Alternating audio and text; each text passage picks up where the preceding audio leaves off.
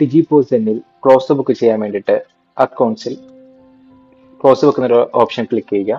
ഇതിൽ automatically new financial load ചെയ്തോളും. ഇതിൽ end of year date change നമുക്ക് 31st മാർച്ചിലേക്ക് ഇട്ട് കൊടുക്കാം.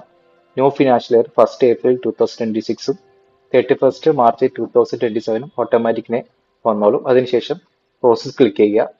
ഒരു യെസ് ഓർ നോ ഒരു ബോക്സ് ചോദിക്കും, അതിൽ യെസ് കൊടുക്കുക. പിന്നെ ഫിനാൻഷ്യൽ ക്ലോസ് ചെയ്യുന്നതിന് മുമ്പ് നമുക്ക് സോഫ്റ്റ്വെയർ ബാക്കപ്പ് ഒന്ന് എടുത്ത് വെക്കാനായിട്ടുണ്ട്.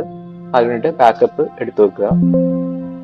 ബാക്കപ്പിന്റെ ബാക്ക്ഗ്രൗണ്ടിൽ തന്നെ ഓട്ടോമാറ്റിക്കിനെ ക്ലോസ് ദ ബുക്ക് പ്രോസസ് നടന്നുകൊണ്ടിരിക്കുന്നുണ്ട്.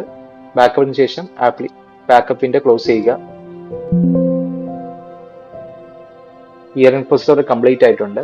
സോഫ്റ്റ്വെയർ രണ്ടാമത് റീലോഗിൻ ചെയ്ത് വരുമ്പോഴേക്കും പുതിയ ഫിനാൻഷ്യലിലേക്ക് ലോഗിൻ ആയിട്ടുണ്ടാവും.